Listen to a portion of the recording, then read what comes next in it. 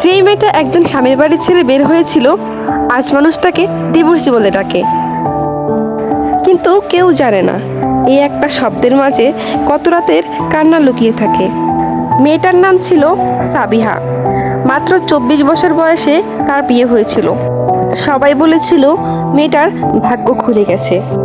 ছেলেটা বিদেশে চাকরি করে, নিজেদের ফ্ল্যাট আছে, টাকা পয়সার কোনো অভাব নেই। কিন্তু কেউ জানতো না এই বিয়েটাই একদিন সাবিহার জীবনের দুঃসংবাদ হয়ে দাঁড়াবে। বিয়ের পর প্রথম কয়েক মাস সবকিছু ঠিকঠাকই ছিল। স্বামী রায়হান খুব ভালোবাসতো তাকে, রাতে গল্প করত, বাহিরে নিয়ে যেত। সাবিয়া ভাবতো এটাই বুঝি সুখের জীবন। কিন্তু ধীরে ধীরে সব বদলাতে শুরু করলো। রায়হান দেরি করে বাসায় ফিরতে শুরু করলো, কার সাথে যেন লুকিয়ে চ্যাট করত। সাবিহার কথায় কথায় সে রেগে যেত। শুরু হয়ে গেল সাবিহার প্রতি তার স্বামীর অনেক অবহেলা। একদিন সাবিহা সাহস করে বলল, আচ্ছা তুমি কি আমাকে আর আগের মতো ভালোবাসো না? রায়হান বিরক্ত হয়ে বলল, সারাদিন এসব নাটক ভালো লাগে না। এই কথাটা সাবিহার বুকের ভিতরে ছুরির মতো লাগে। তারপর থেকে বেচারি সাবিহার সাথে তার স্বামীর রেগুলার ঝগড়া হতো।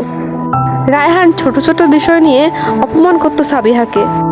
একদিন তো রায়হান রাগের মাথায় তাকে বলিয়ে ফেললো, তোকে বিয়ে করাটাই আমার সবচেয়ে বড় ভুল হয়েছে। সেদিন রাতে বাথরুমে সাবিহা লুকিয়ে লুকিয়ে অনেক কেঁদেছিল, যেন কেউ তার কান্নার শব্দ শুনতে না পায়। তারপর একদিন দুপুরে রায়হান বাসায় এসে একটা কাগজ ছুঁড়ে মারল সাদিয়ার মুখে। রায়হান বলল, এটাতে সুন্দর করে সাইন করে দাও। সাবিহা অবাক হয়ে জিজ্ঞেস করলো, কি এটা? রায়হান ঠান্ডা গলায় বলল, ডিভোর্স পেপার। সাবিহার কাছে তার পুরো পৃথিবী যেন থেমে গেল, হাত কাঁপছিল তার। সে শুধু বলল, আচ্ছা আমি কি এতটাই খারাপ? রায়হান কোনো উত্তর দিল না। ডিভোর্সের পর সাবিহা তার বাবার বাড়িতে ফিরে আসে। সাবিহাকে দেখলেই তাদের পাড়া প্রতিবেশীরা ফিসফিস করত, মেয়েটার নিশ্চয়ই কোনো দোষ ছিল, না হলে এত তাড়াতাড়ি ডিভোর্স হলো কেন? এই কথাগুলো প্রতিনিয়ত সাবিহাকে ভিতর থেকে মেরে ফেলছিল। সে নিজের ঘরেই বন্দি হয়ে যায়। আয়নার নিচে মুখটা দেখতেও যেন ভয় লাগতো। এক রাতে সাবিহা ছাদে দাঁড়িয়েছিল, চারদিকে একদম নিস্তব্ধতা। তার মনে হচ্ছিল এই পৃথিবীতে যেন সে একদম একা। ঠিক তখনই তার ফোনে একটা মেসেজ আসে। নাম্বারটা আমার একদম অচেনা। মেসেজে লেখা ছিল, ডিভোর্স মানেই জীবন শেষ না। সাবিহা অবাক হয়ে যায়, কে পাঠিয়েছে এই মেসেজ? কেনই বা পাঠিয়েছে? অনেক প্রশ্ন সাবিহার মনে।